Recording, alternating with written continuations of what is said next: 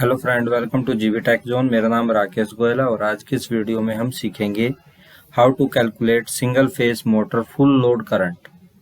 हम single phase motor का full load current कैसे कैलकुलेट करते हैं। तो फ्रेंड स्टार्ट करते हैं। तो फ्रेंड हम सिंगल फेस मोटर का फुल लोड करंट कैलकुलेशन निकालने के लिए हमें जो पैरामीटर्स चाहिए वो क्या क्या होते हैं और कैसे हम उसको कैलकुलेट करते हैं आप देख रहे हैं। तो फ्रेंड हमें किसी भी मोटर का कुछ पैरामीटर्स को निकालने के लिए हमें बेसिकली 4 पैरामीटर्स की रिक्वायरमेंट होती है आउट ऑफ 5 में से, जो हमारा एक स्टैंडर्ड फॉर्मूला है उसके अकॉर्डिंग। हम देख रहे हैं यहाँ पे कि हमने किलोवाट लिया है friend, voltage, power factor, ampere and efficiency. अब फ्रेंड हमें किसी भी मोटर का अगर इन 5 में से किसी एक को निकालना है तो हमारे पास 4 अवेलेबल होने चाहिए। उसी से हम मोटर की डिटेल निकाल सकते हैं कि वो कितना वोल्टेज है, किलोवाट, पावर फैक्टर या एम्पियर एफिशिएंसी। तो हमने यहाँ पे एक नेम प्लेट का एग्जांपल लिया है, जैसे कि इसमें हमें दिखाई दे रहा है कि फ्रेंड यहाँ पे आपका वोल्टेज भी है, किलोवाट भी है, एम्पियर भी है और एफिशिएंसी नहीं है। फ्रेंड एफिशिएंसी को हमें निकालने की जरूरत है किसी भी मोटर का फुल लोड करंट निकालने के लिए। तो हम फ्रेंड स्टार्ट करते हैं और इस फ्रेंड हमें क्या करना है, इस मोटर का एफिशिएंसी कैलकुलेट करना है सिंगल फेज मोटर का।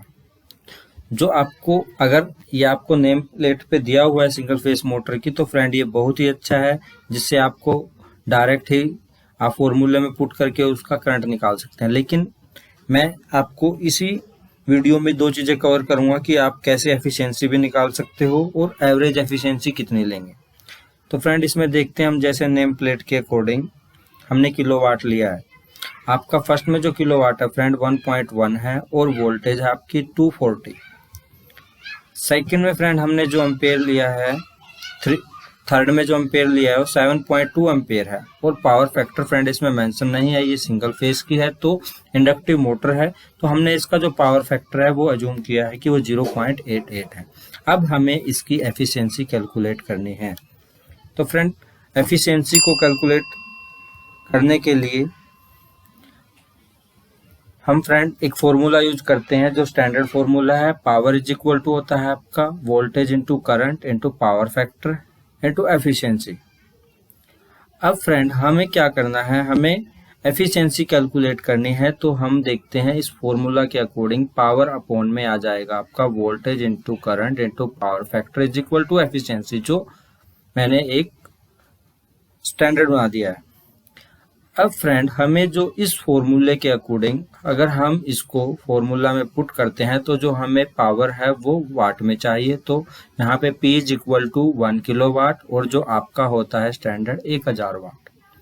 तो फ्रेंड अब हमने क्या किया, जो आपका 1.1 किलोवाट था उसको हमने वाट में कन्वर्ट किया, जो 1100 किलोवाट है। फिर उसके बाद उसको इस फॉर्मूले में पुट किया, जिससे आपको पता चलता है कि आप एफिशिएंसी है जो पावर अपॉन में जो वोल्टेज इनटू पावर फैक्टर 0.88 है आपका और जो करंट दिया हुआ है 7.2 है। इसके बाद फ्रेंड हम देखते हैं ये जब इसको मल्टीप्लाई करते हैं डाउन को तो ये आ जाता है 1520। जब इसको फ्रेंड हम डिवाइड करेंगे तो ये आपका आता है एफिशिएंसी 0.72।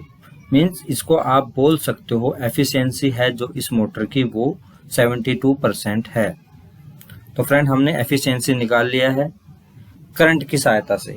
आपको अगर ये मेंशन होता तो हमें इस वीडियो में या आपको ये कभी भी मेंशन हो कि आपकी मोटर की एफिशिएंसी इतनी है तो आपको एम्पेयर निकाल सकते हो, लेकिन यहाँ पे हमें एक प्रोसेस दिखाया है कि आप कैसे निकाल सकते हो।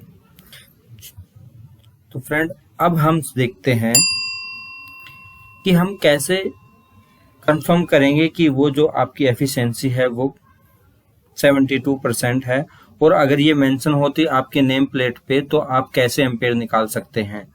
तो फ्रेंड स्टार्ट करते हैं।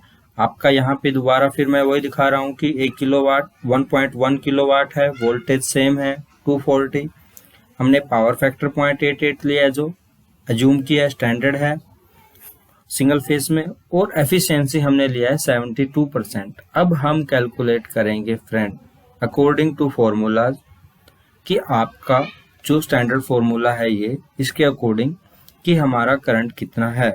तो फ्रेंड हम निकालेंगे करंट कैसे निकलता है सिंगल फेस मोटर का। तो हमने एज पर फॉर्मूला जो हमने लिया हुआ है उसके अकॉर्डिंग किलोवाट जो है फ्रेंड, हमने उसको वाट में कन्वर्ट किया।